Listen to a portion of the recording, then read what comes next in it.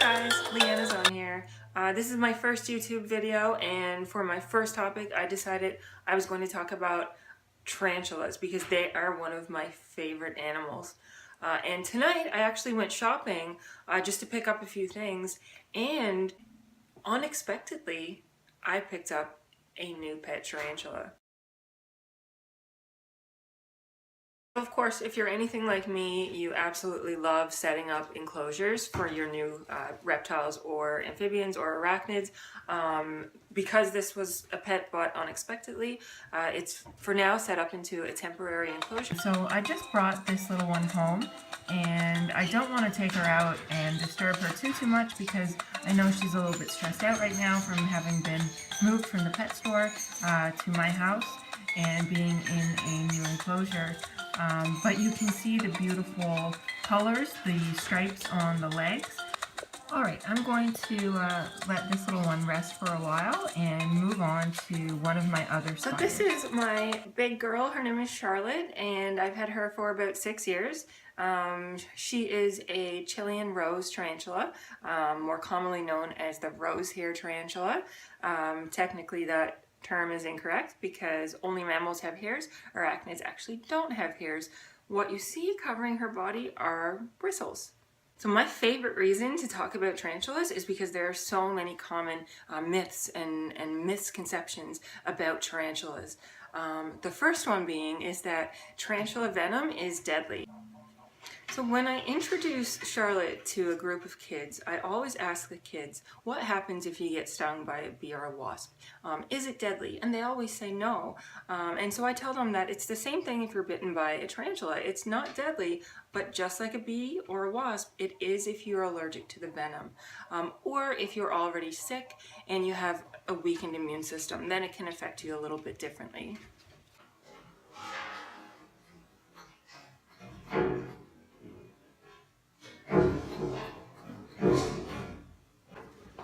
Another common myth about tarantulas is that they are aggressive and they will bite you in self-defense. But that is not always the case. Again, it really depends on the species and the individual spider. Some of them are a little bit more aggressive than others. I prefer to use the term defensive rather than aggressive because biting is a form of self-defense. The Chilean rose tarantula actually has another way of protecting itself rather than biting. Like many other species of tarantula, they can kick bristles off of their abdomen.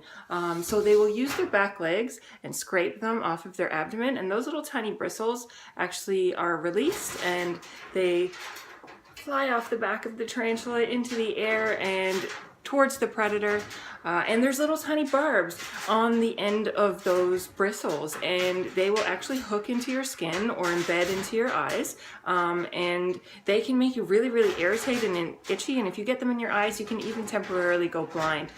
So my advice to you is never try and eat a tarantula.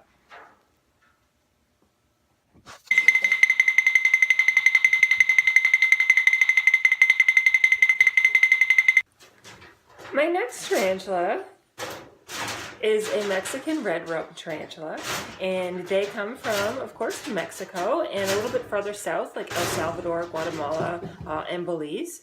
And these guys were actually used in traditional Mayan medicine to help cure asthma and coughs and flu-like symptoms.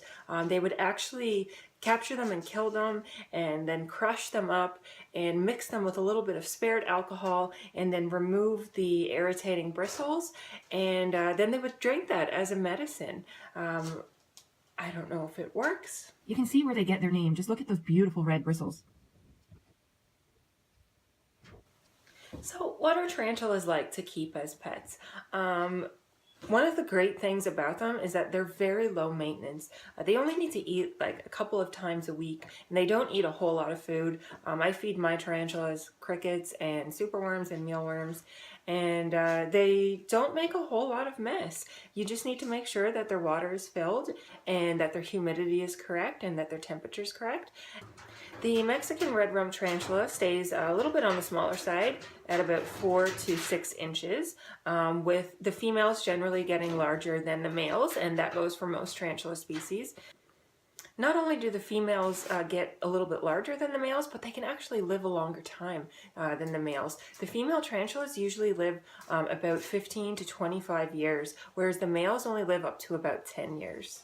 So this is my last tarantula that I have to show you guys. She is a Brazilian black tarantula, and she is not quite mature yet, and I know that because she's still a little bit small and she's still brown. Once these tarantulas reach maturity at about 7 years old, they turn a really beautiful black color, and they are quite popular in the pet trade.